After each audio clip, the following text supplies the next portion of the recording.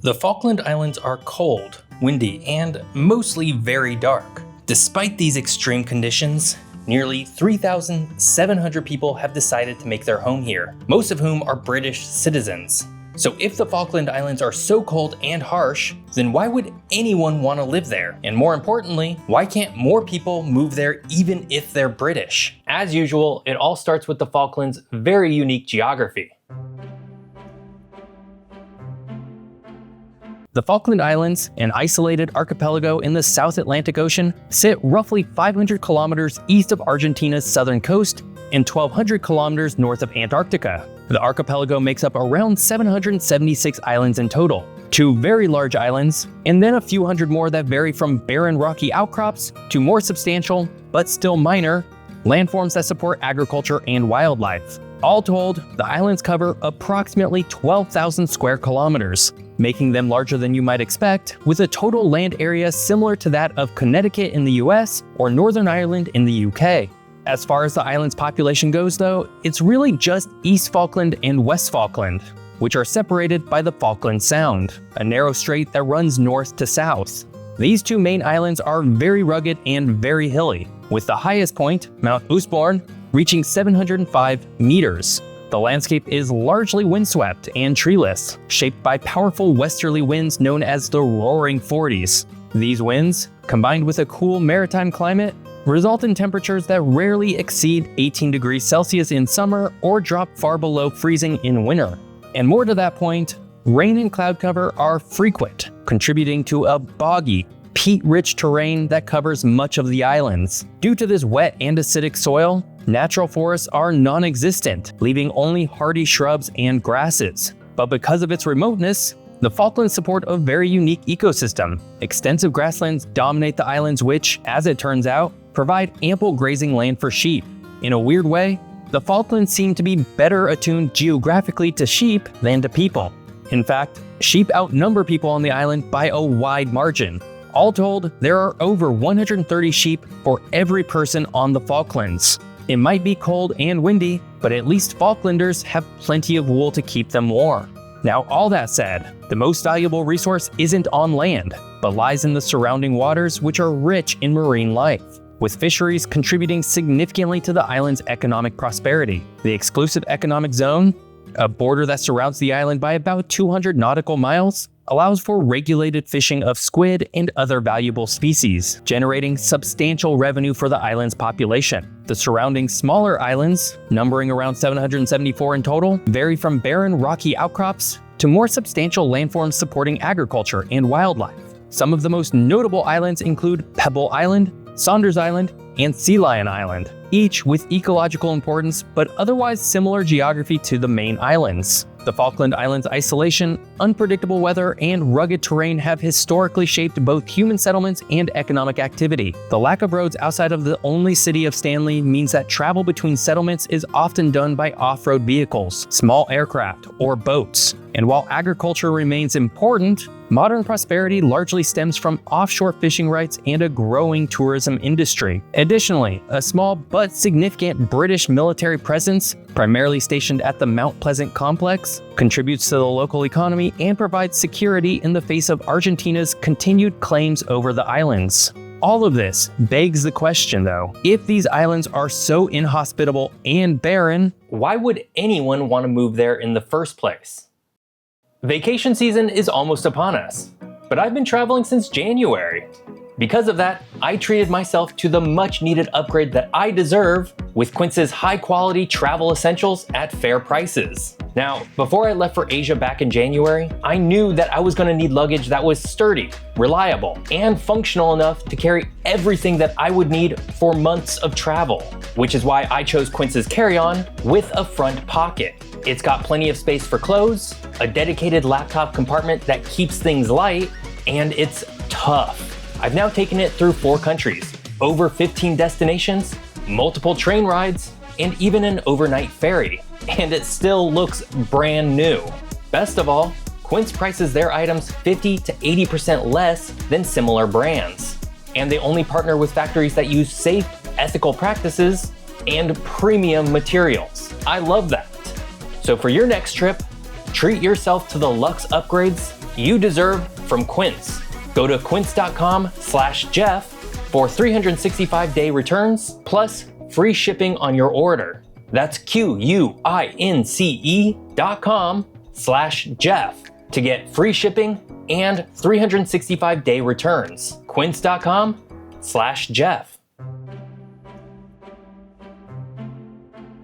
Here's the thing about the Falkland Islands. Unlike most other parts of the world, when Europeans first landed on and colonized the region, there was nobody there, which means that, as far as human history goes, the Falkland Islands are pretty new. To this day, the earliest known sighting of the Falklands is still debated, but they were likely first observed by European explorers in the 1500s. Spanish, Portuguese, and English navigators all charted the islands, with the first recorded landing attributed to English Captain John Strong in 1690. Strong named the strait separating the two main islands Falkland Sound, after Viscount Falkland, a British nobleman, and the name was later applied to the entire archipelago. As you can already tell, despite being so remote, plenty of Europeans became very interested in the islands early on, and this will turn the Falklands into one of the messiest territorial disputes in the entire world, a dispute that lasts well into today. By the 1700s, the islands began attracting European settlement, with France establishing the first known colony, Port Louis,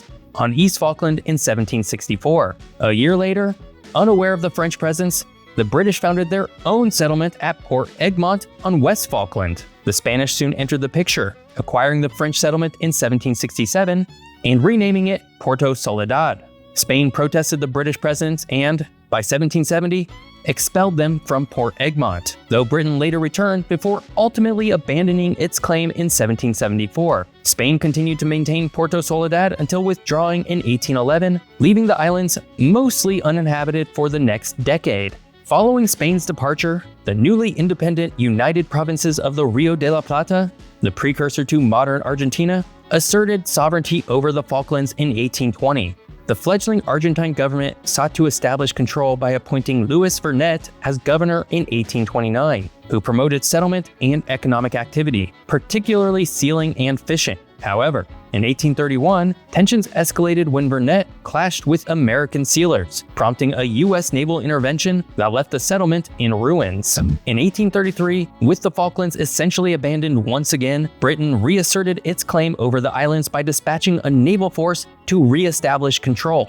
The small Argentine garrison that remained was removed, and British rule was firmly established. With the land claimed, the islands remained a relatively obscure outpost of the British Empire throughout the 1800s and 1900s, with the primary economic focus on sheep farming and maritime industries. During this time, the population grew slowly, with settlers from Britain, particularly Scotland, forming the backbone of the population. It's at this point that it would seem like all was said and done with regards to who controls the Falklands, but things are just heating up. The geopolitical significance of the Falklands surged in the late 1900s. In 1982, Argentina, under the military dictatorship of Leopoldo Galtieri, invaded the islands, sparking the Falklands War. The British government, led by Prime Minister Margaret Thatcher, launched a naval task force to reclaim the territory. After a 10-week conflict that resulted in the deaths of 649 Argentine and 255 British personnel, Argentina surrendered, and British rule was reaffirmed. The war had lasting effects, not only shaping British-Argentine relations, but also reinforcing the islanders' British identity and commitment to self-governance. Since the war, the Falklands have undergone significant economic and infrastructural development. The discovery of valuable fishing grounds in the surrounding waters, as well as potential offshore oil reserves, has boosted the island's wealth. A 2013 referendum saw an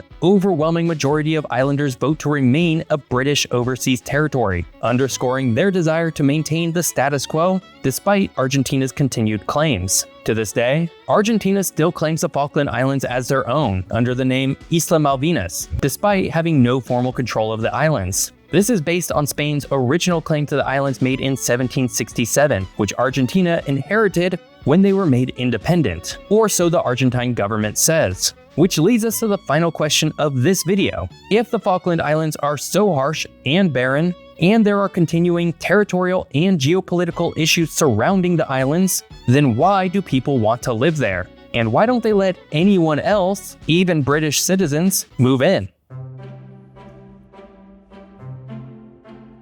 It might not seem like the most hospitable place on the planet, but people who do live in the Falklands enjoy a high quality of life. Perhaps most surprisingly, the islands boast a strong economy, fueled by lucrative offshore fishing rights, which have given the local government financial stability, which means Falklanders benefit from high wages, robust and modern healthcare facilities, and a very, very low crime rate. In fact, it's been more than 30 years since the last reported murder on the island. For all of these reasons, it's perhaps not surprising that nearly 3,700 people have made their home here. The Falklands' combination of wealth, stability, and vast open space make it an attractive place to move to. Many islanders are drawn to the idea of living in a remote but modern environment, surrounded by rugged landscapes, abundant wildlife, and a small but tightly knit community. More to that point, the islands are particularly appealing to those looking for a quiet, outdoor-focused lifestyle, whether working in farming, fisheries, tourism, or government services. This might start sounding appealing to you even.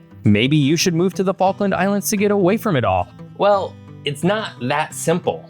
Despite being a British overseas territory, the Falkland Islands have some of the strictest immigration policies in the entire world that make it difficult for outsiders, including British citizens, to move and live there. While the islands boast a high standard of living, a strong economy, and a low population, residency is tightly controlled by the local government to maintain their unique culture, economy, and environment. Unlike the United Kingdom itself, where British citizens can freely live and work, moving to the Falklands requires a specific visa or work permit. The primary pathway to residency is through employment, as the Falkland Islands government prioritizes bringing in workers with essential skills that benefit the local economy. Jobs in agriculture, fisheries, construction, and public services are in demand, but applicants must secure employment before they can relocate. But here's the thing, even with a job offer, residency is not guaranteed, as employers must demonstrate that no local worker can fill the role before hiring from abroad. These rules and regulations against even other British citizens might seem extreme. After all, wouldn't a small island with a low population want more people? Well, as it turns out, it can get pretty complicated when you're so isolated and have a very harsh climate to contend with.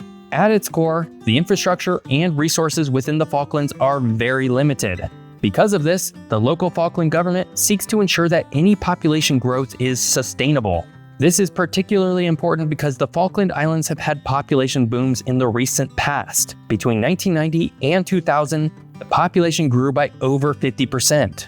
Being such a small population with limited access to resources means that things like healthcare, housing, and transportation are not equipped to handle rapid expansion. As such, authorities must carefully regulate who is allowed to settle on the islands.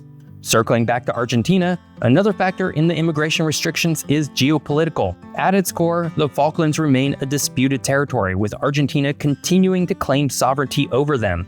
The local government and population, who overwhelmingly identify as British, are cautious about any policies that might undermine their identity or make them vulnerable to external influences. Maintaining a stable, self-sufficient community is seen as key to preserving their way of life and political autonomy. Basically, Falklanders are trying to balance their population. They wish to stay British, so they don't want too many Argentina immigrants moving there. But at the same time, they don't want too many British to move there either, and thus risk further escalation with Argentina. It's a delicate dance that they play very well. Despite all of these numerous restrictions, there are some paths for people who wish to move to the Falklands. Skilled professionals in high-demand sectors such as teachers, healthcare workers, and engineers will have better chances of securing work permits. And investors and entrepreneurs who can contribute to the economy may also find opportunities. Basically, if you want to live there, I'd suggest looking for jobs right now because it might take a while. And of course, even if you're a British citizen, moving to the Falklands is far from straightforward, despite the island's status as a British overseas territory. You might not be able to move to the Falklands, but what you can do is join me on my next adventure in Hanoi, Vietnam. This week, I'm exploring all of the chaos and grit that goes into Hanoi's old quarter. And you should come join me. I hope you enjoyed learning all about the Falkland Islands. If you did, you might be interested in this video all about Svalbard, which has a similar geography, but opposite immigration policy. Thanks for watching. See you next time.